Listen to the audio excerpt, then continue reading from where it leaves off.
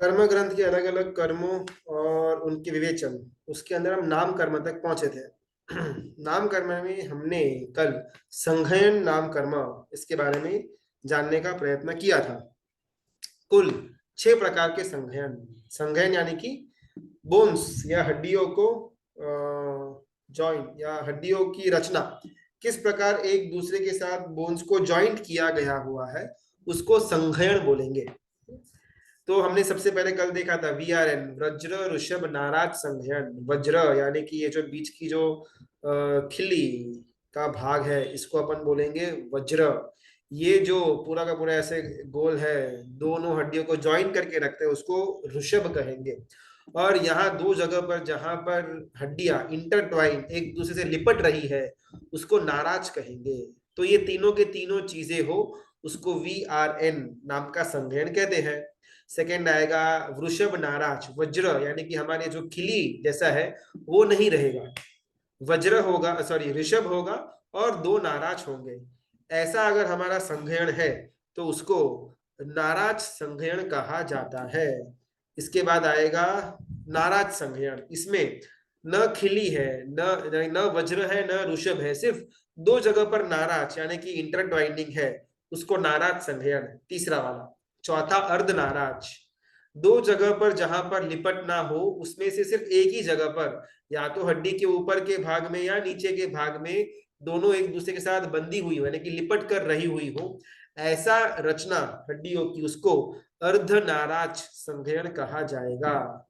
पांचवा किलिका, दोनों हड्डियों को ऐसे एंडिंग में ज्वाइंट करके रखा हुआ है और बीच में एक खिली ठोकी हुई हो, ऐसा अगर रचना हो बॉडी की, तो उसको किलिका संघयन कहा जाता है। और छठा सेवार तक, यानी कि जैसा हमारा बोन्स की रचना है, जहां पर दो या तीन बोन्स को ऐसे ही बस एक के बाजू में एक रखा हुआ है, कोई भी वहां पर फिटिंग करने का साधन या सामान नहीं है, ऐसी रचना को सेवार तक या छेवट्टा, आखिरी वाला संघयन कहेंगे।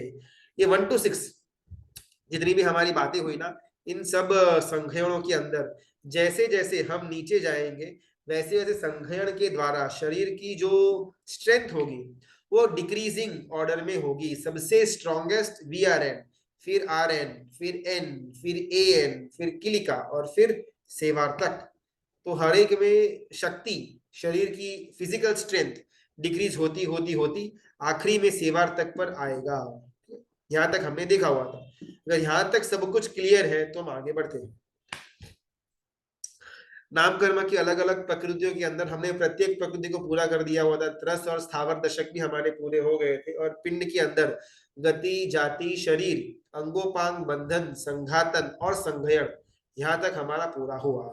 आज देखना है संस्थान नाम कर्म। संस्थान यानी कि बॉडी का प्रपोर्शन। ये जो हम नाम कर्म जो पढ़ रहे हैं ना इतने इतने टाइम से, वो नाम कर्म डायरेक्टली हमारे शरीर से रिलेशन रखता है। शरीर हमारा कैसा हो, क्या हाइट हो, क्या रंग हो, आंखें कहाँ पर हो, बालों का रंग कैसा हो, हाथ कितने लंबे हो, पैर के नाखून कितने लंबे हो, शरीर को लेकर के जितनी भी चीजें डिसाइड होती है, वो नाम कर्म उसका डिसीजन लेता है उसमें। इसीलिए उसकी इतने सारे अलग अलग अलग 103 भेद तक हम पहुंचते हैं। तो सातवां पिंड प्रकृति के अंदर आएगा संस्थान नाम कर्म। संस्थान यानी कि बॉडी का प्रपोर्शन। सबसे पहला आएगा समचतुरस्त्र संस्थान, यानी कि अगर बीच में किसी को डाउट है तो पूछ सकते हैं।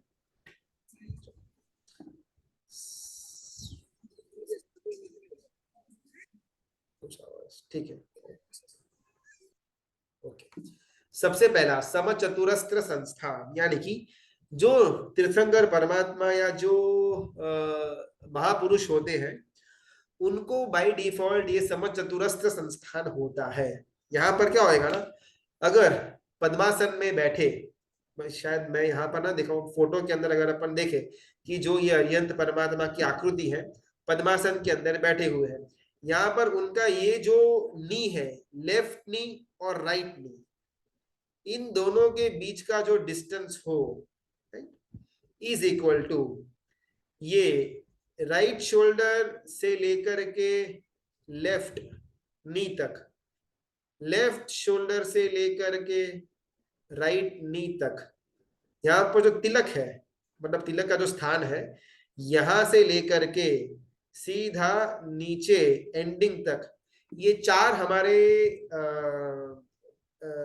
लेंथ हुई, 2 नीस के बीच की, right shoulder to left knee second, left shoulder to right knee ये थर्ड, और चौथा तिलक का जो एरिया है वहां से लेकर के एकदम नीचे तक, ये चारों के 4 डायमेंशंस रेशियो इक्वल प्रोपोर्शन में होगा। अगर ये 1 फीट है तो ये भी 1 फीट होगा, ये भी 1 फीट होगा। अगर ये 2 फीट है तो ये भी 2 फीट, ये भी 2 फीट और ये भी 2 फीट। ये चारों के 4 डायमेंशंस एकदम इक्वल प्रोपोर्शन में हो तो उसको समचतुरस्र संस्थान कहा जाता है।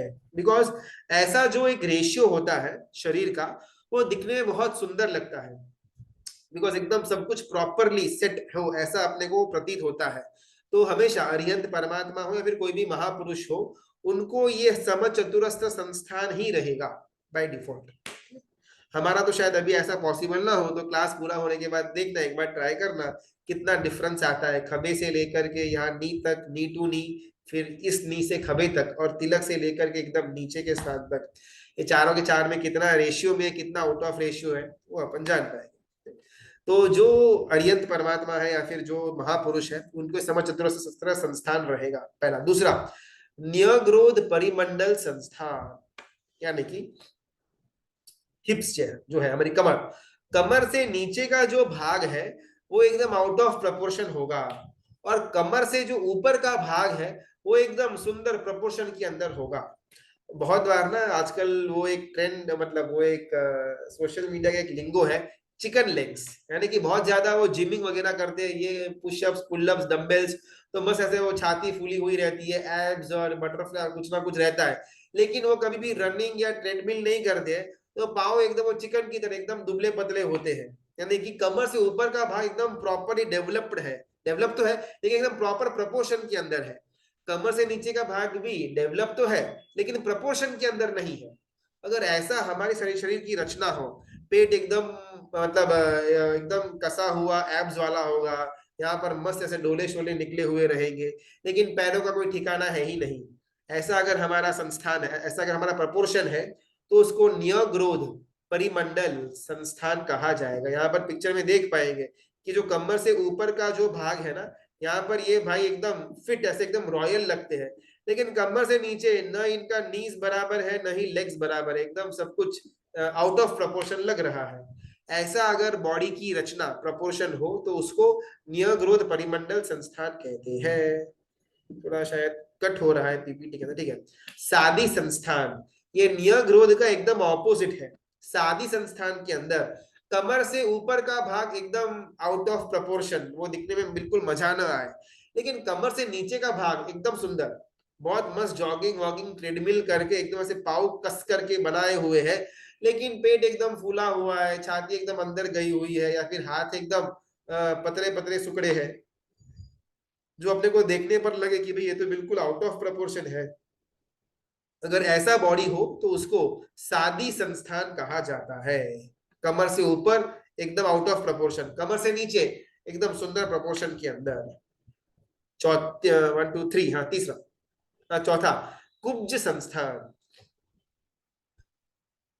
पेट है, सिर है, गला है, हाथ है, पैर है, कमर है, ये सब कुछ एकदम बराबर, लेकिन छाती जो है वो एकदम आउट ऑफ प्रपोर्शन, उसको कुब्ज कहा जाएगा।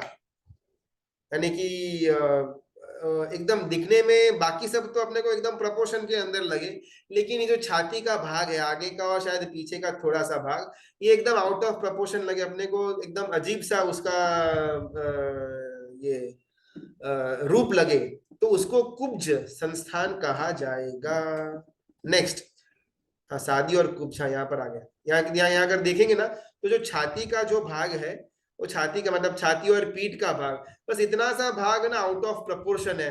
बाकी पैर अच्छे हैं, हाथ अच्छे है, गर्दन अच्छी है, मुंह भी अच्छा है, पेट भी अच्छा है, लेकिन बस छाती का और पीछे की पीठ का जो भाग है वो थोड़ा सा ऑफ ऑफ लगता है, इसको कुब्ज संस्थान कहा जाता है।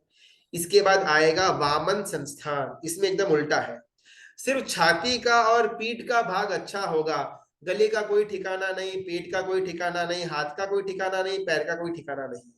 ऐसा अगर हमारा रूप है तो वामन संस्थान, पैर एकदम छोटे छोटे होंगे, पेट एकदम बड़ा होगा, लेकिन छाती और पीठ एकदम प्रॉपर कसी हुई होगी, गर्दन कहीं आड़ी टेढ़ी होगी, मुंह छोटा बड़ा होगा। अगर ऐसा सिचुएशन के अंदर हमारा शरीर है तो हमारे शरीर को वामन संस्थान नाम कर्म का उदय माना गया है। और आखिरी वाला हुंडक संस्थान, जिसमें कोई भी अंगोपांग, कोई भी शरीर का पार्ट प्रपोर्शन के अंदर है ही नहीं। मुंह एकदम आड़ा टेढ़ा है, नाक नाक एकदम ऐसे गई हुई है, आंख एकदम LLTT वाला यहाँ पर दिखता है और वो देखता है, गला एकदम बैठा हुआ है, छाती अंदर चली गई, पीठ बाहर निकली, पेट बाहर निकला हुआ है, पैर एकदम अंदर सुकड़ के निकल गए हुए हैं। हर एक अंग शरीर का पार्ट आउट ऑफ प्रपोर्शन हो, बिल्कुल भी देखने को अच्छा न लगे, उसको हुंडक संस्थान कहा जाता है। जितने भी नारकी के जीव है उनको बाय डिफॉल्ट हुंडक संस्थान रहता है। जितने भी देव, वैमानिक देवलोक के जितने भी देव देवियां हैं, उनको बाय डिफॉल्ट समचतुरस्त्र संस्थान का उदय होता है। आखिरकार ये सब कुछ कर्म ही है, चाहे हुंडक संस्थान नाम कर्म हो या समचतुरस्त्र संस्थान नाम कर्म हो, आखिरकार है तो कर्म ही। तो इसमें कोई भी अच्छा या बुरा ऐसा नहीं है, हर एक कर्म तो बुरा ही है, लेकिन दिखने में समचतुरस्त्र संस्थान नाम का जो जो उदय है जीव को शरीर के अंदर, वो दिखने में थोड़ा अच्छा लगता है, इसके लिए उसको शुभ या पुण्य का उदय माना गया हुआ है। और आखिरी के जो दो तीन है, कुब्ज हो या हुंडक हो, उसको दिखने में खराब लगता है तो उसको अशुभ या पाप का उदय माना गया हुआ है। बाकी कोई भी कर्म अच्छा तो है ही नहीं। तो जो देव है, वैमानिक देव, उनको बाय डिफॉल्ट समचतुरस्त्र शस्त्र संस्थान, और नारकी के जीवों को बाय डिफॉल्ट हुंडक संस्थान। मनुष्य को ये 1 to 6 में से कुछ भी हो सकता है, डिपेंडेंट उसका परिणति कैसी है। अभी हमारे यहाँ पर संस्थान नाम कर्म पूरा हुआ। 6 प्रकार के संस्थान और 6 प्रकार के संस्थानों को उदय में लेकर के आने वाला वो संस्थान नाम कर्म, समचतुरस्त्र, नियग्रोध, वामन, सॉरी सादी, वामन, हुंडक, और एक और रह गया, नियग्रोध, सादी, हाँ कुब्ज, कुब्ज, वामन, हुंडक। तो कुल हमारे ये 6 प्रकार के संस्थान नाम कर्म हुए। 9वीं पिंड प्रकृति हमारी आएगी। अगर यहां तक सब क्लियर है तो अपन आगे बढ़ते हैं, अगर किसी को यहां तक कुछ डाउट है तो पूछ सकते हैं। प्रणाम गुरुजी। हाँ प्रणाम। गुरुजी, ये नाम कर्म का जो है वो आयुष्य कर्म से रिलेटेड रहेगा ही ना? क्योंकि ऐसा नहीं है कि ये कर्म क्षय हो गया तो बाद में एक ही गति में चेंज तो नहीं होगा ना कुछ भी ऐसा? राइट, चलो अभी ना, नाम कर्म के अंदर कुछ कुछ चीजें ऐसी है जो बाय बर्थ होगी, और कुछ कुछ चीजें ऐसी है जो समय टू समय चेंज होती रहेगी। जैसे संघेड़ नाम कर्म है, तो अगर हमारा जन्म वो VRN या RN के अंदर हुआ है, तो जन्म के 50-60 साल के बाद एकदम से हम किलिका के अंदर आएंगे, बिल्कुल पॉसिबल नहीं है। जन्म के टाइम पर जो संघेड़ का उदय था, वो ही संघेड़ का उदय अंत समय तक वो भव में रहेगा, फिर भव बदलेगा तो वो चेंज हो जाएगा। सिमिलरली संस्थान नाम कर्म भी, हमको जन्म से अगर हम कुब्ज है, वामन है, तो उसका चेंज होना बहुत डिफिकल्ट, बहुत रेयर केस में ऐसा देखा गया हुआ है। हाँ अभी तो ठीक है, प्लास्टिक सर्जरी ऐसा कुछ करवा करके लोग चेंज हो जाते हैं, लेकिन ऐसे बाय डिफॉल्ट ये संस्थान नाम कर्म भी जन्म से जो है वैसा ही मिलेगा। अगर जन्म से हम समझ चतुरस्त्र है, तो एकदम से हम एकदम छोटे कुब्ज या वामन के अंदर परिवर्तन नहीं होगा। और सिमिलरली वामन या कुब्ज है, तो एकदम से हमारा उसी भव के अंदर समचतुरस्त्र नहीं आने वाला। आज तो प्लास्टिक सर्जरी से तो कुछ भी पॉसिबल है, लेकिन जनरली स्पीकिंग संस्थान नाम कर्म भी चेंज नहीं होता। जन्म के टाइम जो है वो ही उस भव के अंतिम तक रहेगा। लेकिन जो अगला नाम कर्म आएगा, जिसका वो वर्ण रस गंध स्पर्श, ये टाइम टू टाइम चेंज होता रहेगा। जब मैं जन्मा था एकदम मस्त गोरा गोरा था, और जैसे जैसे थोड़ा बड़ा हुआ, धूप के अंदर खेलना शुरू हुआ, स्कूल कॉलेज गया, एकदम काला काला पड़ गया, फिर थोड़ा फेयर एंड हैंडसम लगाया, थोड़ा वो मुल्तानी मिट्टी लगाया, फिर वापस रंग निखरा। तो मेरा वर्ण भी टाइम टू टाइम, समय टू समय चेंज होता गया हुआ है। तो नाम कर्म के अंदर भी अपन ऐसा नहीं बोल पाएंगे कि भाई डिफॉल्ट अगर मेरा ये है तो इस भव के अंतिम तक यही रहने वाला है, ऐसा अपन एकांत में नहीं बोल पाएंगे। कुछ कुछ चीजों में होगा, कुछ कुछ में नहीं होगा। चलो अभी हमारा आगे वाला 9वां पिंड प्रकृति, इसका नाम है वर्ण नाम कर्म। वर्ण यानी कि रंग, यानी कि कलर। हमको जो बॉडी का, शरीर का कलर मिला हुआ है, उसका ये नाम कर्म उसका रीजन है। 5 प्रकार के वर्ण, और 5 प्रकार के वर्ण को लेकर के आने वाला, उसके अनुरूप वाला वर्ण नाम कर्म। और 5 वर्ण कौन से? जो हमारे तीर्थंकर परमात्माओं के जो 5 अलग अलग वर्ण आते हैं, वही वर्ण का ये नाम कर्म बना हुआ है। श्वेत वर्ण नाम कर्म, पीत यानी कि येलो वर्ण नाम कर्म, रक्त यानी कि लाल रंग का वो रक्त नाम कर्म,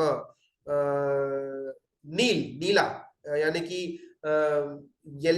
ब्लू और ग्रीन के बीच वाला, जो इसको अपन बोले ऐसा नीला प्रकार का बॉडी का रंग, उसको नील वर्ण नाम कर्म। और 5वां कृष्ण यानी कि अंजन सरिका यानी कि काला, तो वो कृष्ण वर्ण नाम कर्म। तो हमारे बॉडी के जो रंग है वो ये स्पेसिफिक नाम कर्म उसका उसका उदय करवाता है। अभी इसमें सबसे पहला जो श्वेत वर्ण है, उसकी उपमा शंख के साथ ग्रंथ के अंदर दी गई है। जिस प्रकार शंख शेल जो है, सी शेल, वो जिस प्रकार एकदम व्हाइट एकदम प्योर ऐसे होते हैं, देखने में एकदम चकचकाट लगे, वैसा बॉडी का अगर हमारा रंग है तो हमको श्वेत वर्ण नाम कर्म का उदय है। जनरली जो वो यूएस यूके वो थोड़े बहुत एरिया के, यूरोप के एरिया के जितने भी लोग हैं, उनको जनरली ये श्वेत नाम कर्म का उदय था है। हमारे तीर्थंकर परमात्मा के अंदर भी चंद्रप्रभ स्वामी और शायद सुविधिनाथ या शीतलनाथ, एग्जैक्टली याद नहीं है, ये 2 परमात्माओं को श्वेत नाम कर्म का, श्वेत वर्ण नाम कर्म का उदय था, जिस कारण से पूरा का पूरा बॉडी एकदम व्हाइट था। सेकंड पीत, पीत की उपमा हल्दी के साथ दी गई है। हल्दी जैसे येलो येलो होती है, उस प्रकार का येलो येलो बॉडी। अभी हमारा जो बॉडी का रंग है, जो हम इंडियंस का व्हीटिश कॉम्प्लेक्शन जिसको बोलते हैं, हमारे अंदर थोड़ा पीत नाम कर्म का उदय और थोड़ा रक्त नाम कर्म का उदय। येलो को और रेड को अगर प्रॉपर प्रपोर्शन के अंदर मिक्स किया जाए तो हमारा जो इंडियंस का जो कॉम्प्लेक्शन है जनरली, वैसा कॉम्प्लेक्शन बाहर आता है। तो हमको हमारे मतलब मुझे इस रंग जो मेरा मिला है शरीर का, उसके लिए पीत नाम कर्म, वर्ण नाम कर्म और रक्त वर्ण नाम कर्म, इन दोनों का उदय था वो क्वांटिटी के अंदर, जिस कारण से मेरा ये रूप निखरा। लेकिन ये समय जाएगा तो चेंज होता रहेगा। अगर मैं धूप के अंदर बहुत ज्यादा घूमता रहूंगा तो ये दोनों का कम और कृष्ण वर्ण नाम कर्म का उदय ज्यादा हो जाएगा।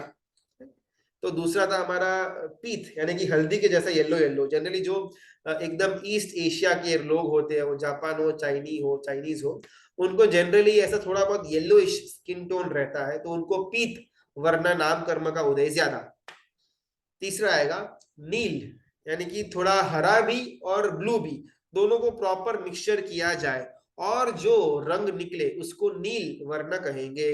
पार्श्वनाथ परमात्मा का नील वर्ण नाम कर्म का उदय था, इस कारण से उनका थोड़ा ग्रीनिश और ब्लूइश का टोन के बीच वाला टोन जैसा उनका शरीर का रंग था। चौथा रक्त, चौथा कृष्ण यानी कि ब्लैक।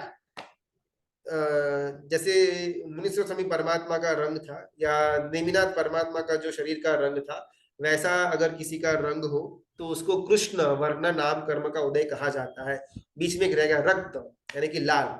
हमारे यहाँ पर ना उसकी उपमा ग्रंथ के अंदर लाल रंग को एक पत्थर के साथ उसकी उसकी कंपैरिजन दी गई है। जिस प्रकार श्वेत को हमने सीशेल शंके के द्वारा समझा, पीत को हल्दी के साथ समझा, उसी प्रकार ये जो रक्त यानी कि लाल कलर का है, उसको हिंगुल नाम के पत्थर के साथ कंपेयर किया गया है। हिंगुल नाम का एक पत्थर आता है, आज शायद कम मिलता होगा, लेकिन पहले के जमाने के अंदर जितने भी देव देवी की मूर्तियां थी, उन मूर्तियों को हिंगुल नाम के पत्थर से ही बनाया जाता था। जैसे पहले के टाइम के अंदर मेजरली जितने भी तीर्थंकर परमात्माओं की प्रतिमा जी थी, मतलब जिन बिंब थे, उन जिन बिंबों को प्राय करके पाषाण से ही निर्माण करवाते थे, और अगर पाषाण न मिलता तो उसे नीचे वाला जो सेकेंड बेस्ट क्वालिटी का पत्थर होता था, वो नीलम का हो या वो कडप्पा पत्थर हो, उससे परमात्मा का जिन बिंब का निर्माण किया जाता था। ऐसा जो रूल था, वैसे ही पहले के जमाने के अंदर माणिभद्र जी वीर हो या नाकोड़ा भैरव हो या भूमिया जी हो, जितने भी क्षेत्र के रक्षक देव है, उन सबके प्रतिमा जियों को हिंगुल नाम के पत्थर से ही बनाया जाता था, बिकॉज वो बाय डिफॉल्ट एकदम लाल रंग का होता था। आज के जमाने के अंदर वो हिंगुल पत्थर मिलना डिफिकल्ट हो गया है, तो सब लोग नॉर्मल कोई भी पाषाण या पत्थर से वो प्रतिमा जी की निर्माण करके उसके ऊपर मस्त ऐसे सिंदूर का लेप करके उसको लाल लाल कर देते हैं। इसलिए जनरली भूमिया जी हो या नाकोड़ा भैरव हो या माणिभद्र वीर हो, उनको जनरली वो लाल रंग के अंदर डिपिक्ट किया गया होता है जनरली, बिकॉज पूर्व के समय के अंदर हिंगुल नाम के पत्थर से उनकी रचना होती थी। आज वो नहीं मिलता है, तो आज उसका प्रतिबिंब के रूप में अपन लाल रंग पूरा पेंटिंग कर देते हैं। तो वो जो हिंगुल पत्थर है, जो कंप्लीटली रेड कलर का होता है, उसके जैसा अगर वर्ण हो शरीर का, तो उनको उन जीवों को रक्त वर्ण नाम कर्म का उदय ऐसा माना जाता है। वासु पूज्य स्वामी भगवान और मेरे ख्याल से एक और चंद्रप्रभ, नहीं चंद्रप्रभ स्वामी, कोई एक और भगवान, हाँ पद्मप्रभ स्वामी, इन दोनों परमात्माओं को, पद्मप्रभ और वासु पूज्य, इन दोनों को रक्त वर्ण नाम कर्म का उदय था, तो उनका शरीर बाय डिफॉल्ट ही रेडिश टोन का था। तो हमारे अंदर ये जो अलग अलग शरीर के जो जितने भी रंग है, वो रंगों को लेकर के आने का काम ये वर्ण नाम कर्म करता है। चलो नेक्स्ट, वर्ण हुआ। उसके बाद यहाँ मेरे ख्याल से पीपीटी तो बनाया हुआ नहीं है, लेकिन 10th नंबर का हमारा आएगा रस नाम कर्म। रस नाम कर्म यानी कि हमारे बॉडी का एक टेस्ट। जनरली ना हमारे बॉडी की जितनी भी अलग अलग ऑर्गन्स है, सबका एक एक टेस्ट होता है। शायद हमको तो ना मालूम हो, लेकिन जो लोग नॉनवेज वगैरह खाते हैं, उनके अंदर भी जो भी प्राणी को वो कंज्यूम करते हैं, खास करके कोई भी प्राणी का जो हृदय है, जो हार्ट है, वो सबसे ज्यादा कॉस्टलीस्ट चीज होती है। अगर एक एक ऐसा अपने को इमेजिन तो नहीं करना चाहिए, लेकिन अगर किसी भी एक प्राणी के अवयवों को कोई बेचता है नॉनवेज में, अगर उनको अलग अलग करके, तो जो हृदय का जो भाग है, उसकी हमेशा सबसे हाईएस्ट डिमांड होती है और सबसे हाईएस्ट उसका उसका पैसा भी मिलता है, बिकॉज हृदय का जो भाग है वो हमेशा मधुरता वाला होगा, चाहे किसी भी प्राणी का क्यों ना हो, लेकिन हार्ट का जो एरिया है वो एकदम स्वीट होगा। इसी प्रकार हमारे शरीर का भी एक एक अंग का और ऐसा स्किन का भी एक टेस्ट होता है। तो कुल ये जो रस है वो 8 प्रकार के होते हैं। 8 प्रकार के नहीं, सॉरी, हाँ, रस 5, रस 5 प्रकार के होते हैं। सबसे पहला आते हैं तिक्त रस। तिक्त यानी कि कड़वा। अगर हम ऐसा करें, कोई ट्राई मत करना, ये तो बस एक इंफॉर्मेशन के लिए है।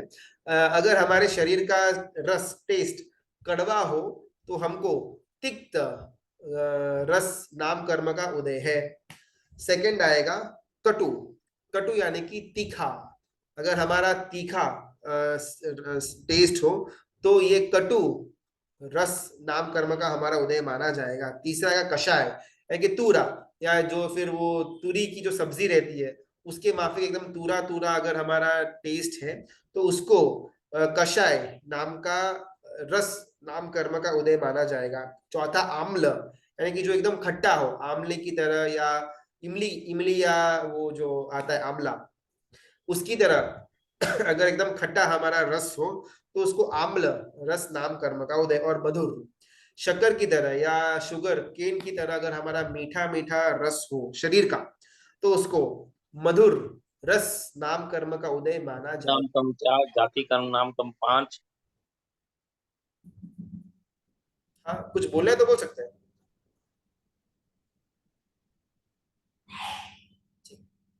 अगर किसी कुछ डाउट ना है ना, तो बीच में अपने आप को अनम्यूट करके प्रश्न पूछ सकते हैं, और अगर डाउट नहीं है तो म्यूट पर रहेंगे तो बेटर होगा।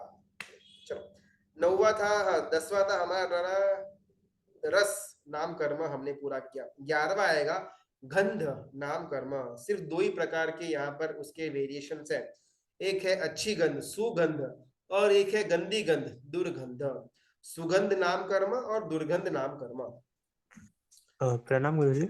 हाँ, वर्ण रसगंध ये पूरे जो भेद है जीव विचार के समान भेद ही है ये। या कुछ अलग है इसमें? और रसगंध वर्ण रसगंध स्पर्श को जितना डिटेल में जीविचार में दिखाया हुआ है उतना डिटेल में कर्म ग्रंथ के अंदर नहीं है। यहाँ पर तो बस उनकी जितने भी वेरिएशंस है उसकी बस यहाँ पर नाम आता है। बाकी अगर ये रस रूप गंध स्पर्श वर्ण को डिटेल में जानना हो तो जीविचार बेस्ट है, लेकिन उसी का जो तत्व है उसको यहाँ पर रखा गया है कर्म ग्रंथ के अंदर। जी धन्यवाद। गंध सुगंध और दुर्गंध, जो जो स्मेल हमको अच्छी लगे वो सुगंध, और जो स्मेल हमको अच्छी ना लगे उसका नाम है दुर्गंध। सुगंध की उपमा कपूर के साथ दी गई है। जैसे कपूर अगर यहाँ पर रखा हुआ हो थोड़ा सा ऐसे भुक्का करके, तो भले थोड़ा दूर भी रखा हुआ हो फिर भी उसकी सुगंध हमको यहाँ तक पहुंचेगी। इतनी स्ट्रेंथ इतना पावर वो ओरिजिनल कपूर के अंदर होता है। आजकल तो जो डुप्लीकेट वो एसेंस वाले कपूर आते हैं उसकी बात नहीं, लेकिन जो रियल कपूर है उसको अगर अपन एक रूम के कोने में भी रख देंगे ना तो भी पूरे रूम के अंदर उसकी महक आती रहेगी। तो वो जो सुगंध है उसको कपूर के साथ कंपेयर किया गया हुआ है। और दूसरा था दुर्गंध। दुर्गंध के अंदर ना बहुत एक पेक्यूलर चीज कंपैरिजन के लिए दी हुई है, वो है लहसुन का स्मेल। लहसुन या गार्लिक जो है, अगर खाना तो बिल्कुल चाहिए है ही नहीं, लेकिन अगर कोई खाता भी हो तो भी खाने के बाद भी 4 या 6 घंटे तक उसके मुख से वो एक टिपिकल वो लहसुन की स्मेल आएगी ही आएगी। आप लहसुन खाने के बाद चाहे कितना भी वो बबल गम खाओ या वो पान मसाला या सुपारी कुछ भी खाओ, लेकिन फिर भी अगर खाने के अंदर लहसुन भारी मात्रा में खाया हुआ है तो 4 6 8 घंटे तक वो लहसुन की स्मेल आती ही रहेगी। इस कारण से उसको दुर्गंध के अंदर रखा। दूसरा बहुत मेन रीजन, हमारे मन के जो विचार है वो विचार हमारे बॉडी की गंध को कंट्रोल करते हैं। ये एक बार ट्राई करने जैसा है। अगर हम बहुत ज्यादा स्ट्रेस में हो, डिप्रेशन के अंदर हो, क्रोध के अंदर हो, या एक एक क्या बोलते हैं वो कर्मों के उदय के अंदर हो, ये कषायों के उदय के अंदर हो, या वासना की एक तीव्र इच्छा मन के अंदर आ रही हो, तो जनरली अगर अपन नोटिस करेंगे ना उस समय हमारे शरीर से बहुत ज्यादा दुर्गंध शुरू हो जाएगी। क्रोध ज्यादा है, वासना की तलब ज्यादा है, तो वो दुर्गंध बहुत इजीली उस समय शुरू हो जाएगी। और अगर हम एकदम समता के अंदर है, एकदम आराम से सामयिक कर रहे हैं, प्रतिक्रमण कर रहे हैं, फिर माला वाला गिन रहे हैं, फिर धर्म ध्यान के अंदर भी लीन है, तो उस समय जनरली चाहे सुगंध तो न आए उतना तो शायद अपना पुण्य नहीं, लेकिन दुर्गंध बहुत कम आएगी उस समय हमारे शरीर से। इसी कारण से जितने भी साधु साधु जी भगवंत है, भले वो स्नान नहीं करते हैं, लेकिन फिर भी इतने सालों से स्नान न करने के बाद भी इतनी कुछ विशेष उनसे दुर्गंध नहीं आती। अपन अगर गर्मी के समय के अंदर 2 या 3 या 4 दिन स्नान न करें तो हम खुद भी रह न पाए, इतनी जबरदस्त तीव्र दुर्गंध हमारे शरीर से आती है। बिकॉज हमारे अंदर कषायों का जो लेवल है वो बहुत हाई है। और जितने भी ये साधु साधु जी भगवंत है, ऑब्वियसली सर्ववीर्ति का तो प्रभाव होगा ही होगा, लेकिन कर्म के एंगल से मन के अंदर कषाय कम है, उनका मोहनीय कम है, उनके वासना के विचार बहुत कम है, तो ऑटोमेटिकली उनके शरीर में से दुर्गंध भी बहुत कम, एकदम मिनिमल मात्रा में ही आएगी। लहसुन खाने से, स्पेसिफिकली लहसुन खाने से हमारे मन के अंदर तामसी विचार, काम वासना के विचार बहुत तेजी से आते हैं। अगर कोई लहसुन रोज खाता है तो वो आदमी बहुत छोटी छोटी बातों के ऊपर भी जबरदस्त क्रोध को जन्मा सकता है। ऐसी ताकत वो लहसुन के अंदर है। इस कारण से भी लहसुन की जो स्मेल है उसको दुर्गंध के अंदर रखा हुआ है। हमारा 10वां हमारा हुआ था रस, 11वां हुआ था सुगंध, 12वां स्पर्श नाम कर्म। ये वर्ण रस रूप गंध स्पर्श ये सब कुछ जीविचार का ही कॉमन टॉपिक है, तो अगर किसी ने वहां पर पढ़ा हुआ हो तो ये समझना इजी हो जाएगा। 12वां आएगा स्पर्श यानी कि फील। कुल 8 प्रकार के स्पर्शों की बात आती है। सबसे पहला गुरु स्पर्श। अभी गुरु यानी कि जो हम गुरु भगवंत वो गुरु नहीं, लेकिन गुरु का यहाँ पर अर्थ होता है भारी। अभी मेरे हाथ में ना ये एक रुमाल भी है, डस्टर है, और ये एक मार्कर है। अभी चलो मैं इसको फोल्ड कर देता हूँ। दोनों ऑलमोस्ट ना इक्वल साइज के हैं, ऐसा अपन इमेजिन करते हैं। ठीक है, थोड़ा ये मोटा है लेकिन दोनों इक्वल साइज के, ऐसा अपन इमेजिन करना। लेकिन ये जो रुमाल है भले साइज इक्वल है, शायद थोड़ी बड़ी भी है, लेकिन फिर भी एकदम हल्का फुल्का है। और ये जो मार्कर है भले इससे साइज छोटी है लेकिन फिर भी बहुत भारी है। अभी इमेजिन करना कि यहाँ पर मैंने एक पत्थर रखा हुआ है इसी साइज का, तो ये जो मार्कर है वो हल्का, लेकिन उसके कंपैरिजन में जो पत्थर है उसी साइज का वो भारी होगा। अभी यहाँ पर मैंने पत्थर रखा हुआ है और यहाँ पर एक आयरन बार रखा हुआ है, तो पत्थर कंपैरिजन में हल्का, लेकिन वही साइज का जो आयरन का बार है वो भारी होगा।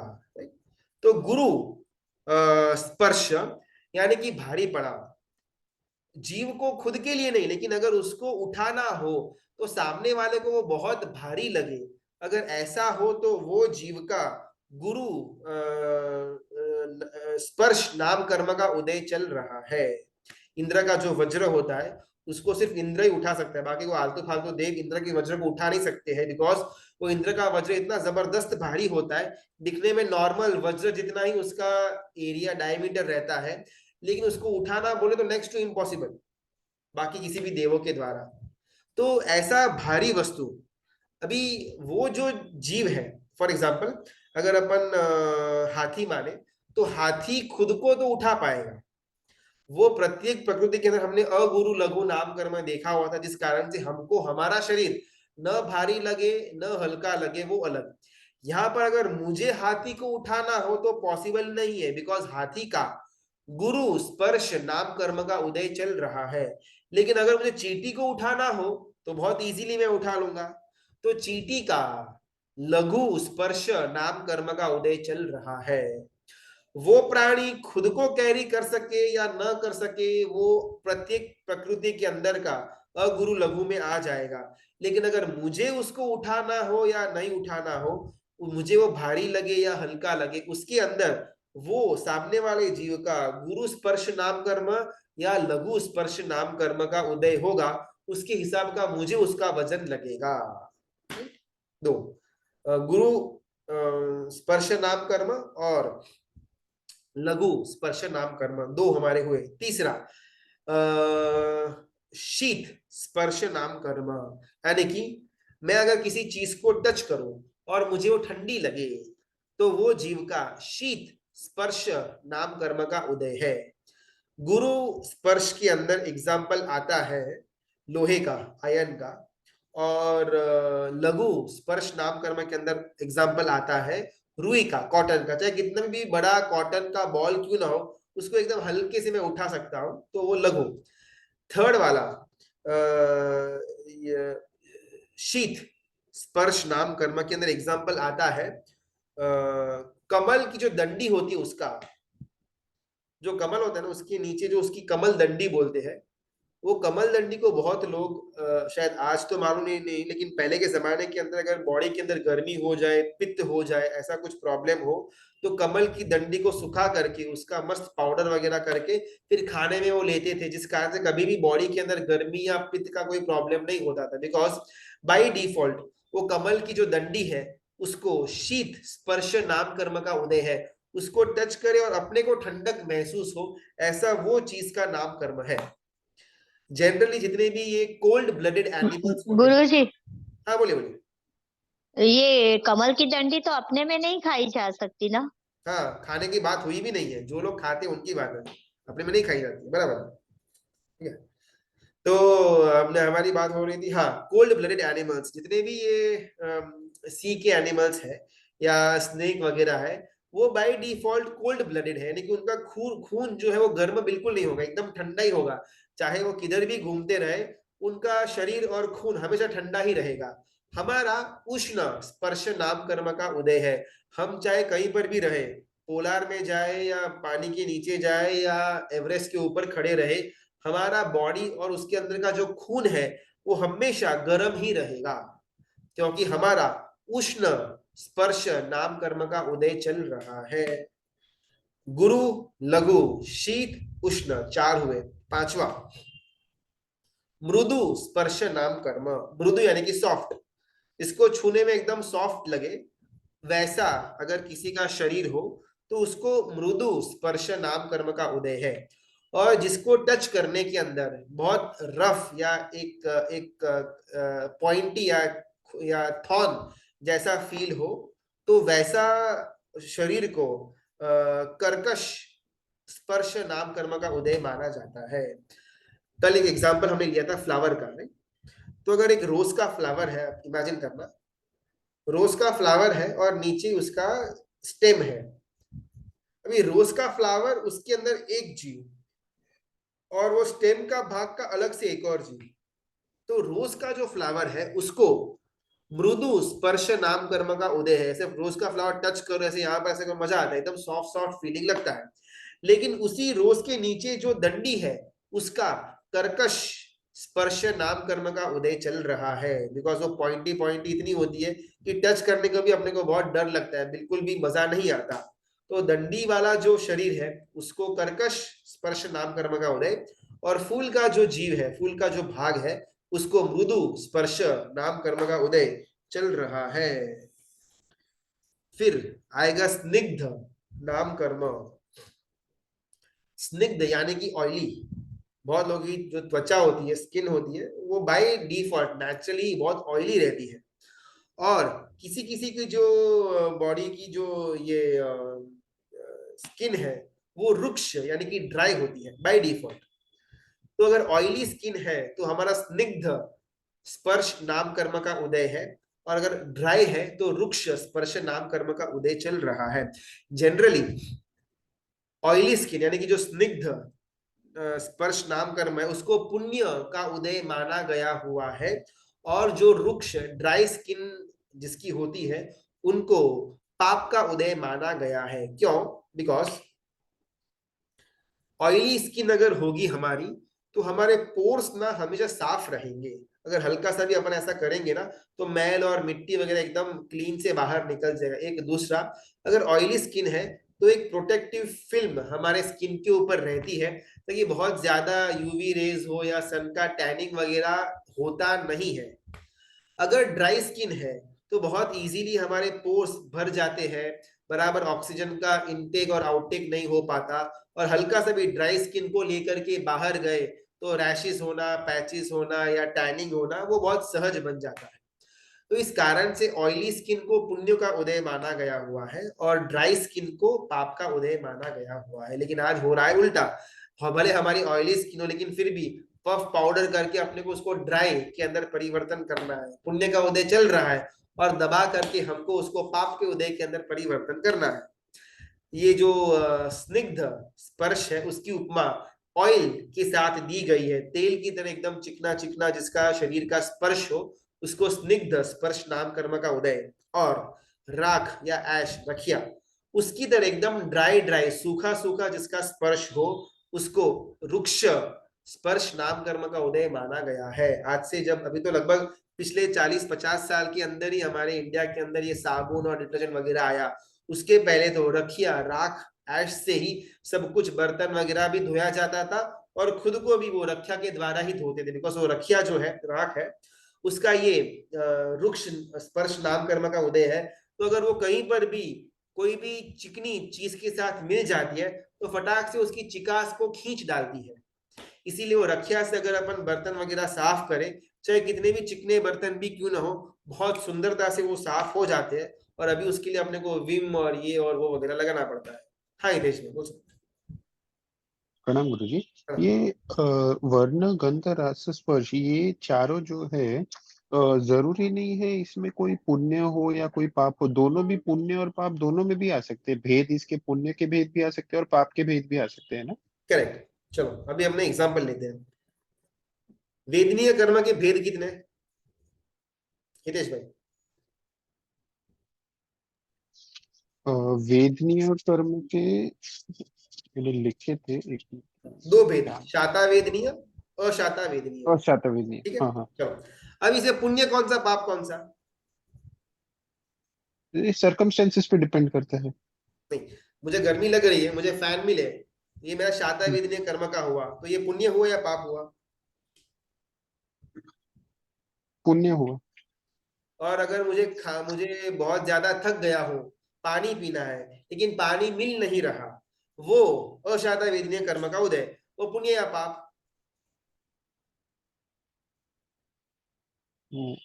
ऐसे जज नहीं कर पाएंगे ना वो चीज। करेक्ट।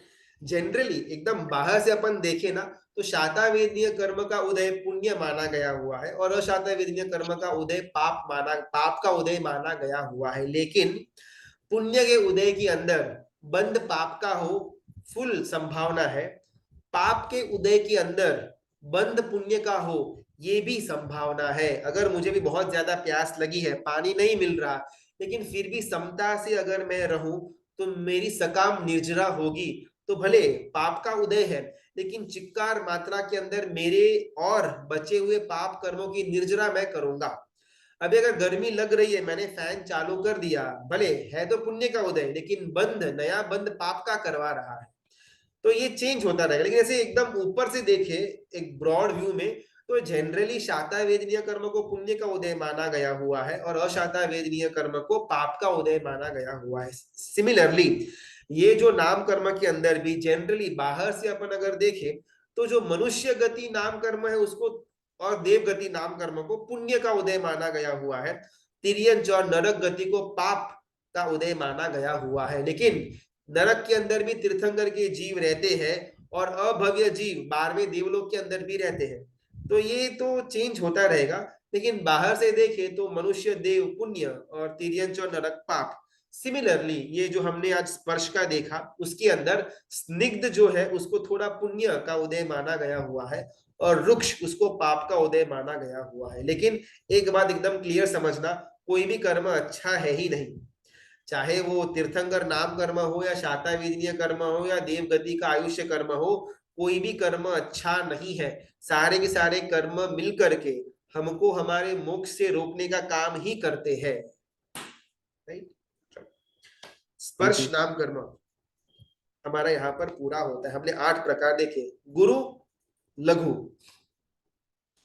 शीत उष्ण, मृदु कर्कश, स्निग्ध और रुक्ष, कुल 8 प्रकार के हमारे स्पर्श नाम कर्म हुए।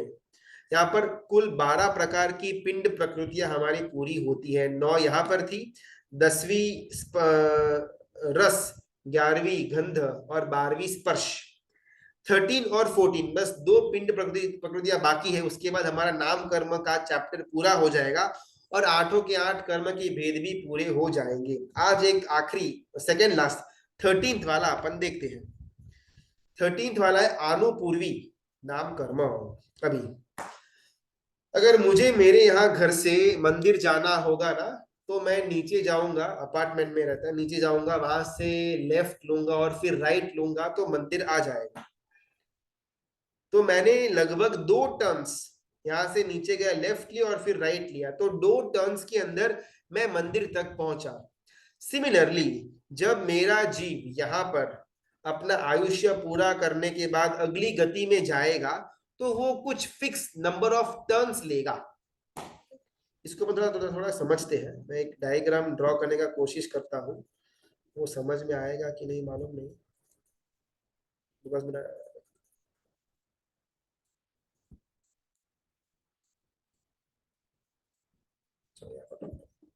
अभी यहाँ पर ना मैं एक छोटा सा डायग्राम करता हूँ 14 राजलोक का। ऐसे तो आप सबको वो ड्राइंग देखा होगा, मेरा कुछ इतना अच्छा डायग्राम आएगा नहीं, लेकिन फिर भी आप कल्पना करना, ये जैसे ऐसे नॉर्मली 14 राजलोक का ऐसा एक शेप आता है, राइट। इसमें एक स्त्री ऐसे बाहें फैला करके खड़ी हो, ऐसा जनरली इसका एक आउटलाइन निकलता है। इसमें जो एक कमर का भाग है, ये भाग, इसको तिरछा लोक कहेंगे और इसी भाग के अंदर हम लोग बैठे हुए हैं। यहाँ पर बीच में बड़ा सा मेरू पर्वत है और वो मेरू पर्वत के इर्द गिर्द असंख्य द्वीप समुद्र, आइलैंड सी ऐसे बहुत सारे कॉम्बोज है। उसमें से सबसे पहला जो द्वीप आइलैंड है उसका नाम जम्बू द्वीप है और उसमें भरतक क्षेत्र नाम का एक छोटा सा एरिया है, वहां पर हम सब अभी रह रहे हैं। अभी ये जो हमारा तिरछा लोक है उसके नीचे भवनपति के देवलोक है, नागलोक है और उसके नीचे से 1 2 3 4 5 6 7 नरक शुरू हो जाएगी, राइट। और हम यहाँ जो तिरछा लोक में मेरू पर्वत के ऊपर के भाग में ज्योतिष के ग्रह, नक्षत्र, चंद्र, सूर्य वगैरह के विमान यहाँ पर होंगे, और उसके ऊपर से वैमानिक देवलोक शुरू हो जाएगा। 1 2 3 4 5 6 7 8 9 10 11 12 तक जाएगा। नवग्रहवेयक आएंगे यहाँ ऊपर के भाग में, उसके ऊपर 5 अनुत्तर के विमान आएंगे, और एकदम टॉप में सिद्धशिला आएगी। ये हमारा जनरल डायग्राम है 14 राजलोक का। अभी आनुपूर्वी नाम कर्मों को समझने के लिए हमको ये थोड़ा बेसिक इंफॉर्मेशन चाहिए था। अभी फॉर एग्जाम्पल कोई जीव जो 7वीं नरक के अंदर है, अभी उसका वहां पर आयुष्य पूरा हुआ, ठीक है। अभी नरक से मरने के बाद जीव या तो तिर्यंच बनेगा या मनुष्य बनेगा। नरक टू नरक पॉसिबल नहीं है, नरक टू डायरेक्टली देव भी पॉसिबल नहीं है। सिमिलरली देव गति के अंदर अगर कोई जीव है तो देव टू देव पॉसिबल नहीं, देव टू नरक भी पॉसिबल नहीं, देव टू मनुष्य या देव टू तिर्यंच, ये 2 चीज ही पॉसिबल है। लेकिन तिर्यंच और मनुष्य के लिए कुछ भी पॉसिबल है। अभी 7वीं नरक के अंदर कोई जीव रह रहा है, अगर समझो कि उसका आयुष्य पूरा हुआ तो वो बनेगा या तो तिर्यंच या मनुष्य। अभी अपन इमेजिन करते हैं कि वो 7वीं नरक से मनुष्य बना, ठीक है, उसको यहाँ तिरछा लोक में आना पड़ेगा, या कमर के भाग में मनुष्य लोक है। अभी ये जो 14 राजलोक है ये कंप्लीटली आकाशास्तिकाय नाम की चीज से भरे हुए हैं। कुल 5 वस्तुओं से 14 राजलोक भरा हुआ है। आकाशास्तिकाय, धर्मास्तिकाय, अधर्मास्तिकाय, पुद्गलास्तिकाय और जीवास्तिकाय।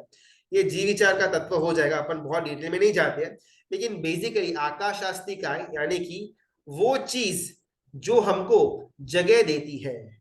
हम यहाँ पर बैठे हुए हैं बिकॉज यहाँ पर आकाशास्तिकाय था, आकाशास्तिकाय था तो हमको यहाँ पर बैठने का यहाँ पर जगह मिली।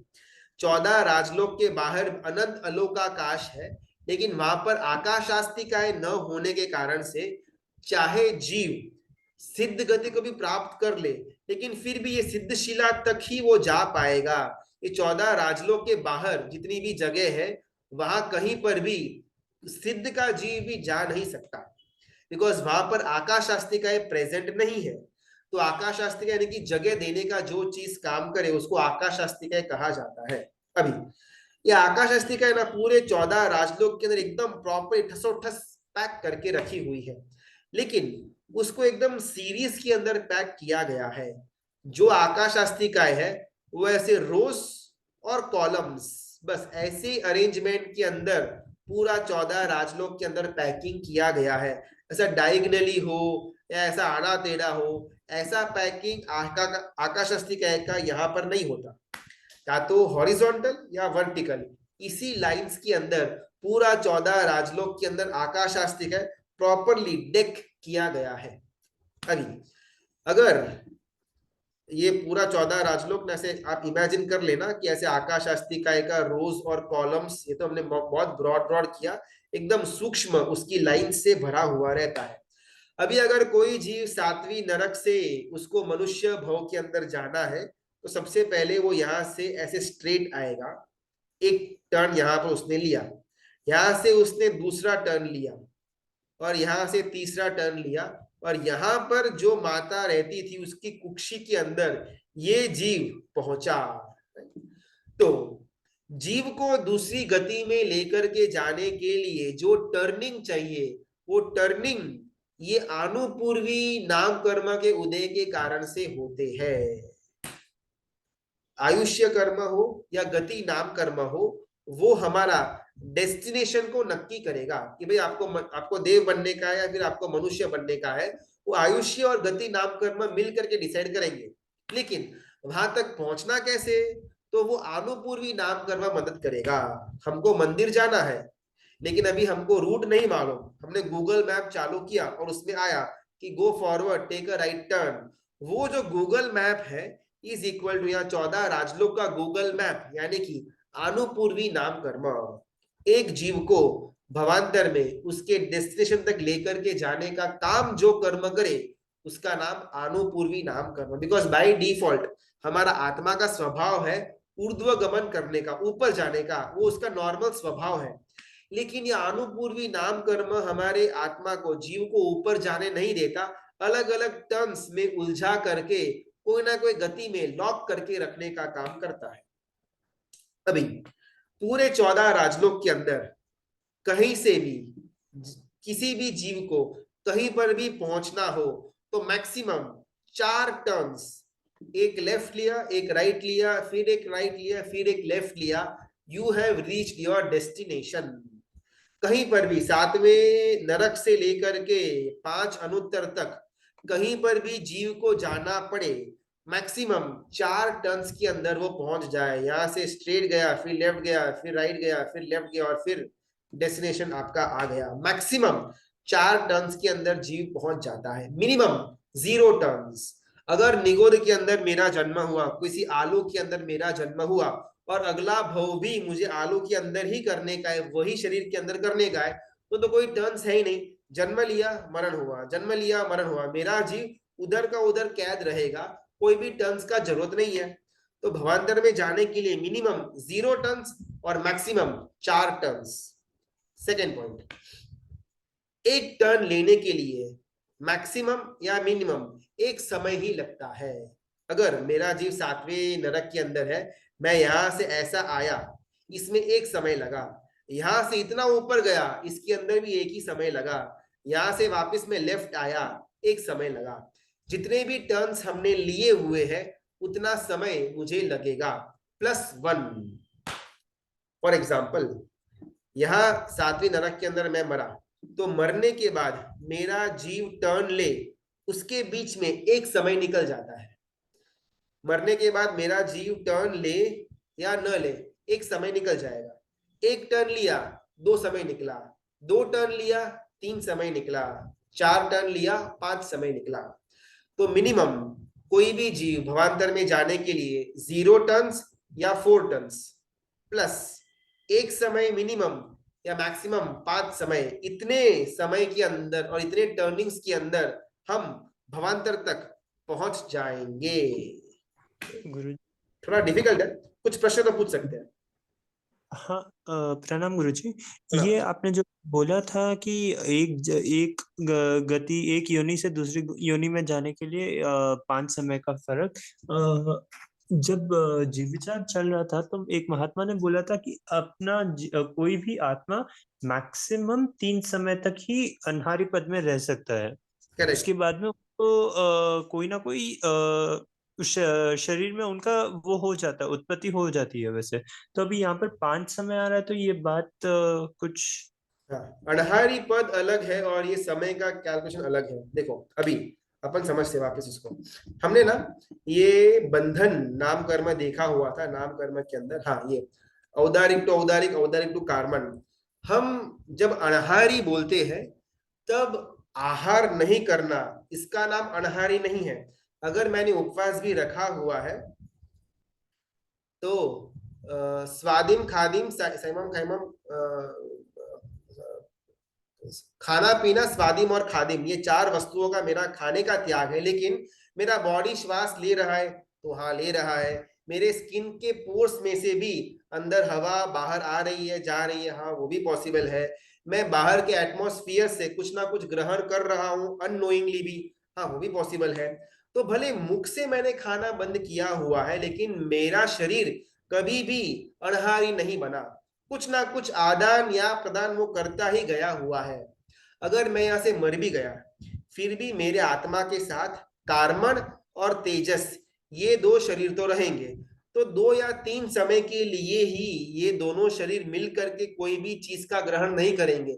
लेकिन जैसे ही 2 या 3 समय हो गया, तेजस तेजस का ग्रहण करना शुरू कर देगा, कार्मण कार्मण का ग्रहण करना शुरू कर देगा, या कार्मण तेजस का ग्रहण करना शुरू कर देगा, या फिर तेजस कार्बन का ग्रहण करना शुरू कर देगा। हमने ये सब बंधन नाम कर्म के अंदर देखा हुआ था।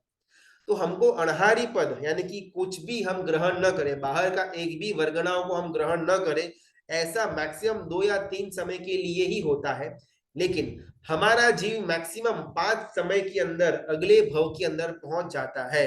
3 समय अनहारी पद के अंदर रहता है और बाकी का जो मैक्सिमम के अंदर जो 2 समय है उसमें ये वर्गणाओं को ग्रहण करने का काम वो जीव कर देता है।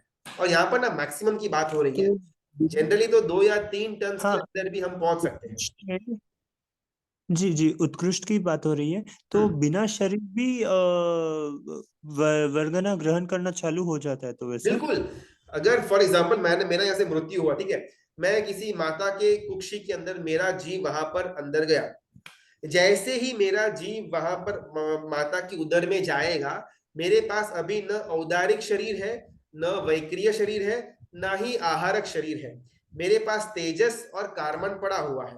जैसे ही मेरा जीव वहां पर पहुंचेगा, इंस्टेंटली उसी समय से मेरे तेजस और कार्बन शरीर अलग अलग वर्गणाओं के साथ बंधन करना शुरू कर देगा।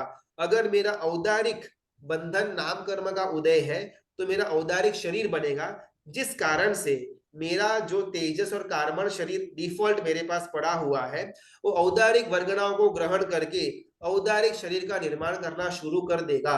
अगर यहाँ से मरने के बाद मैं देव गति के अंदर गया, शैया के अंदर मेरा जन्म होगा, तो जैसे ही मेरा जीव वहां पर पहुंचेगा, वैक्रिय वर्गणाओं को ग्रहण करने का चालू कर देगा और मेरा वैक्रिय शरीर बना देगा। ये सब ऑटोमेटिक और बहुत अपने को आंख के पलकारे के अंदर वर्गणाओं को ग्रहण करने का काम अपना जीव कर दे, अपना कार्बन शरीर शुरू कर देगा। जी। और दूसरा प्रश्न गुरुजी, अभी आपने जो टर्निंग का वो बोला था ना, वो एक दूसरे महात्मा ने उसका वो ड्रॉ करके वो समझाया था कि मैक्सिमम 3 टर्न्स ही पॉसिबल होते हैं वैसा, क्योंकि त्रस नाड़ी में जीव को आना ही पड़ेगा। अगर करेक्ट। उसको आपने जैसे बोला 7वीं नरक के लेफ्ट कॉर्नर में समझिए, अभी फॉर इंस्टेंस ऐसे बोल रहा हूँ, तो लेफ्ट कॉर्नर में से उसको त्रस नाड़ी में आके ऊपर जाना है और विद इन द त्रस नाड़ी में ही रहेगा, क्योंकि करेक्ट। तिर्यंशिया मनुष्य गति में रहेगा। तो राइट। वहां से वैसे रहेगा। अगर तिर्यंशिया मनुष्य गति में है, मतलब यहाँ पर है ये तिरछा लोक में, तो तिरछा लोक से ऊपर भी जाना है तो भी एक टर्न और दूसरा टर्न में वहां पर पहुंच जाएगा। मैक्सिमम उत्कृष्ट में 3 टर्न बोला हुआ था, तो ये 5 टर्न्स कहाँ पे होंगे वो एक बार आप? हाँ, नहीं नहीं, 4 टर्न्स की बात आती है उत्कृष्ट में, और जघन्य के अंदर 0 टर्न्स, 5 तो जगह। समय की बात की है। तो हाँ। उत्कृष्ट के अंदर 4 टर्न्स। अभी इसके अंदर एक ऐसा भी कॉन्सेप्ट है कि जब भी जीव शरीर से बाहर निकलेगा ना, स्टार्टिंग का जो एक समय जो हमने डिफॉल्ट रखा हुआ था, वो एक समय के अंदर जीव हमेशा ऊर्ध्वगमन करेगा, बिकॉज जीव का स्वभाव है ऊपर जाना। लेकिन जैसे ही जीव का ऊर्ध्वगमन होगा, ये आनुपूर्वी नाम कर्म उदय के अंदर आएगा और उसको त्रस नाड़ी के साथ जोड़ देगा, सेंटर की जो त्रस नाड़ी है 14 राजलोक के अंदर, तो वो वहां पर 1 टन एक्स्ट्रा हो जाएगा। अभी 3 टन होगा उत्कृष्ट के अंदर या 4 टन होगा, शायद थोड़ा बहुत हर एक पुस्तक के अंदर मतभेद हो सकता है। मुझे जो पढ़ने में या पढ़ाने में आया था उसमें 4 टन की बात आती है। अगर कोई गुरु भगवान 3 भी मानते हैं तो शायद उनका पॉइंट भी सही हो सकता है। इसके अंदर अपन थोड़ा डिबेट के अंदर ना जाए तो बेटर है। जी, ठीक धन्यवाद जी, प्रणाम। है। आज गुरुजी, जो आपने ये अभी बताया ना कि टर्न लेने के लिए जो क्या नाम कर्म लगता है, आनुपूर्वी, एक्चुअली यहाँ पे आनुपूर्वी, पीपीटी में वो लिखा नहीं था, कल ये मैं लिख करके लूंगा। हाँ। ये आनुपूर्वी जो नाम कर्म है, ये हम लाइफ में कितनी बार बांधते हैं? आयुष्य कर्म को छोड़ करके बाकी सारे के सारे कर्म अनंत हमारे अंदर पड़े हुए हैं। अनंत आनुपूर्वी, अनंत मनुष्य गति का कर्म, अनंत देव गति का कर्म हमारे अंदर पड़ा हुआ है। लेकिन जिस प्रकार का आयुष्य कर्म हम बंद करेंगे, उसके अनुरूप का गति नाम कर्म हो या आनुपूर्वी नाम कर्म हो, वो उदय में आएगा। गूगल मैप के पास पूरा वर्ल्ड का डेटा पड़ा हुआ है, लेकिन आप डेस्टिनेशन कौन सा डालोगे उसके हिसाब का रूट आपको मिलेगा। सिमिलरली हमारे पास हर एक आनुपूर्वी कर्म अनंत पड़े हुए हैं, लेकिन आयुष्य कर्म जो डेस्टिनेशन को नक्की करेगा ना, उसका मैप का उदय होगा। तो ये अनुपूर्वी कर्म भी हम बार बार बांधते ही रहते हैं, ऐसा है? जैसे हम जैसे कर्म हमारा हमेशा बनता रहता है, ये अनुपूर्वी कर्म भी बनता रहता है। अभी ना हमने 8 कर्म और उसके भेद के बारे में सिर्फ जाना हुआ। इसके बाद कल से एक एक कर्म का बंध किस प्रकार होता है, और उससे अगर हमको निर्जरा प्राप्त करनी हो तो वो कैसे कर पाएंगे, वो अपन कल से डिस्कशन के अंदर लेंगे, तो उसमें ये सब पॉइंट्स कवर अप हो जाएंगे। गुरुजी, ये जो पूर्व ये अगर ना हो, ऐसी स्थिति हो सकती है क्या ना, पहले दूसरे बिल्कुल टर्म भी में नहीं। ही? नाम कर्म, हर एक नाम कर्म हमारे पास अनंत पड़ा हुआ है, वरना क्या प्रॉब्लम होगी ना, अगर हमको मनुष्य का आयुष्य मिला लेकिन मनुष्य का शरीर या संघयन या संघातन बनाने का नाम कर्म है ही नहीं, तो हमारा जीव मनुष्य गति में करेगा क्या? बिकॉज जीव आ तो गया माता के कुक्षी के अंदर, लेकिन उसके पास कुछ है ही नहीं, ना संघातन नाम कर्म है, ना शरीर नाम कर्म है, ना जाति नाम कर्म है, ना गति नाम कर्म है, तो क्या करेगा वहां पर? ऐसे ही मतलब टाइम पास थोड़ी पॉसिबल नहीं है। तो नाम कर्म, चाहे कोई भी नाम कर्म क्यों ना हो, अनंत हमारे अंदर डिफॉल्ट पड़े हुए रहेंगे।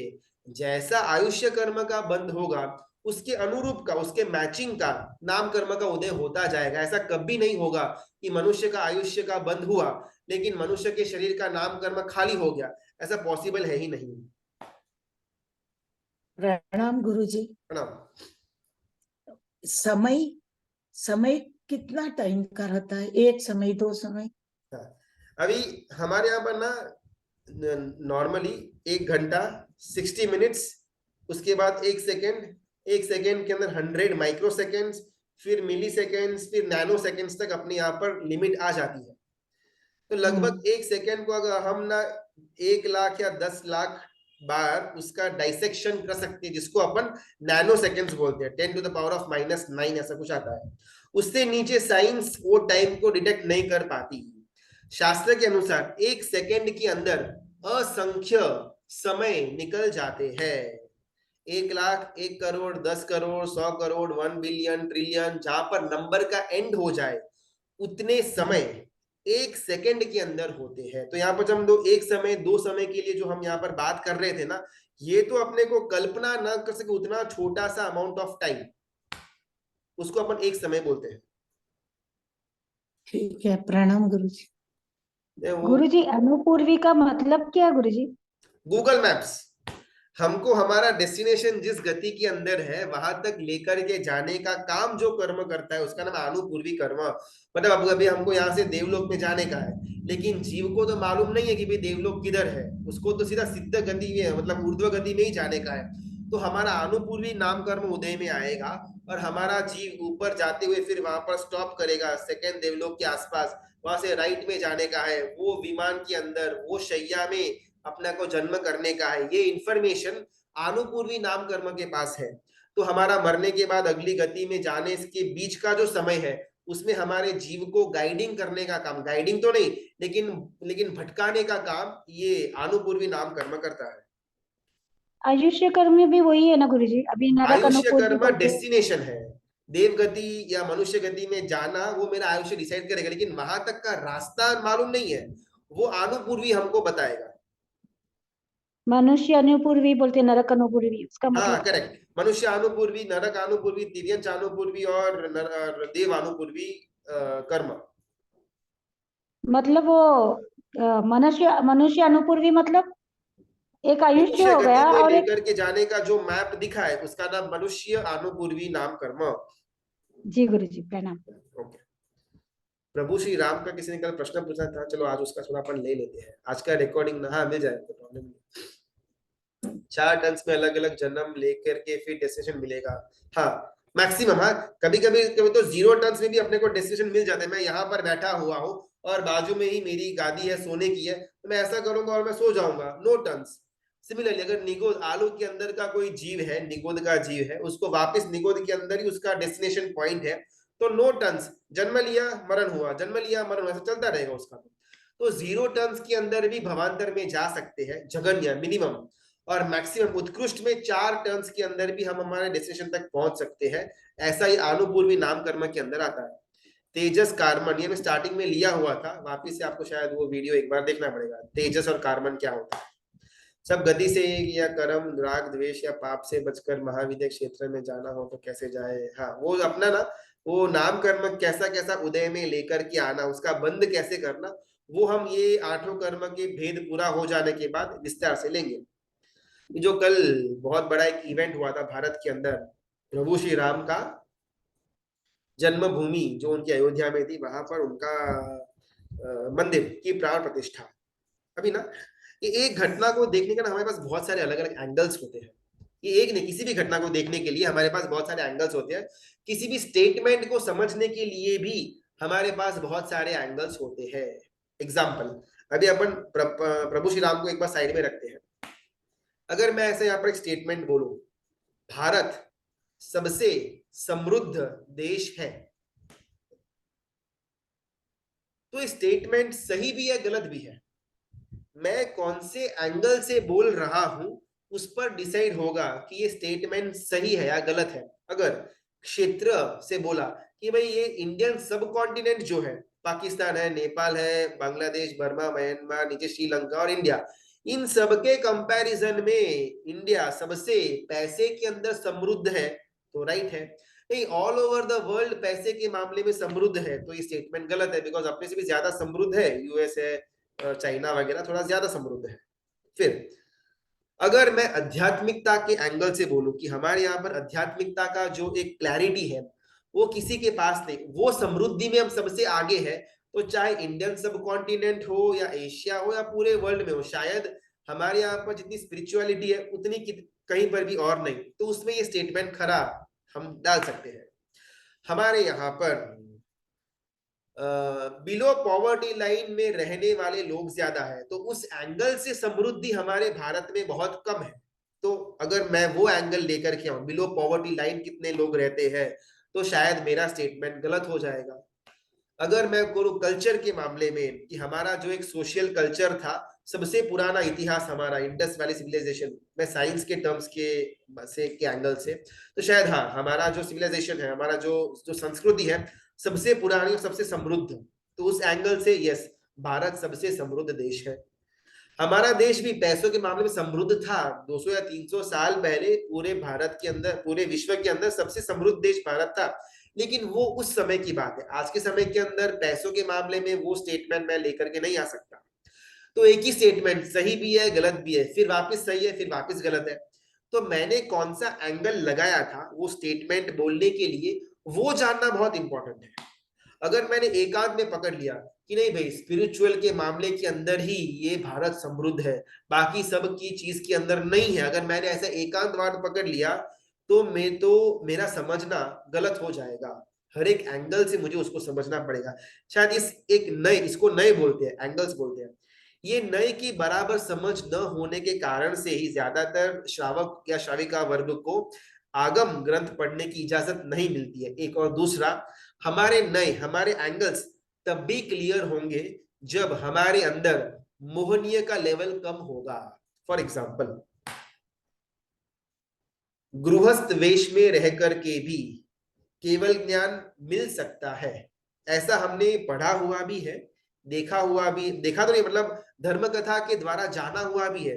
कुछ ऐसे एग्जाम्पल्स मिल जाते हैं कि श्रावक के वेश के अंदर ही, यानी कि संसार के वेश के अंदर ही उनको केवल ज्ञान मिला हुआ है। अगर मैंने ऐसा पढ़ लिया तो ऑटोमेटिकली मुझे क्या है, संसार के प्रति मोह है कि यार ये बेस्ट है, वो गर्मी में धूप में रहना, स्नान वगैरह नहीं करना बहुत डिफिकल्ट है रहने का सरल वृत्ति के अंदर, तो भाई वो कैंसिल करते हैं। लिखा है ना यहाँ पर कि श्रावक के वेश के अंदर भी केवल ज्ञान पॉसिबल है, बस अपन पकड़ लेते हैं। लेकिन उसके पीछे बोलने का एंगल कुछ अलग था शास्त्रकार ग्रंथकारों का, और हमने एंगल गलत पकड़ा, नए गलत पकड़ा, तो हमारा पूरा का पूरा दिमाग भ्रष्ट हो जाएगा कि भाई श्रावक के वेश में तो हो सकता है, फिर दीक्षा लेनी ही क्यों, यहीं पर आराधना करेंगे और जाएंगे मोक्ष के अंदर। तो ग्रंथों के अंदर जितने भी ये तत्व आते हैं, उसको बराबर उस नए से समझने के लिए सबसे पहले मेरे अंदर मोहनीय का क्षोभशम होना चाहिए। मोहनीय बहुत मंद लेवल का हो तो ही मैं बराबर नए पकड़ पाऊंगा। अगर मैं संसार के प्रति मेरा राग है, परिवार के प्रति मेरा राग है, संसार में छोड़ नहीं पाता, दैट शोज कि मेरे अंदर मोहनीय का लेवल जबरदस्त पड़ा हुआ है, चाहे दर्शन मोहनीय हो या चारित्र मोहनीय हो। अगर मैंने दीक्षा ले ली तो दैट शोज कि मेरे अंदर मान्यता भी क्लियर है, दर्शन मोहनीय भी क्लियर है, और चारित्र मोहनीय के अंदर भी बहुत मंद उसका उदय आया हुआ है। तो ऐसी परिस्थिति के अंदर ग्रंथकार के नए को पकड़ना, करेक्ट नए को पकड़ना मेरे लिए इजी हो जाएगा, बिकॉज मेरी खुद की कोई भी राग या द्वेष की परिनिधि हाजिर नहीं है।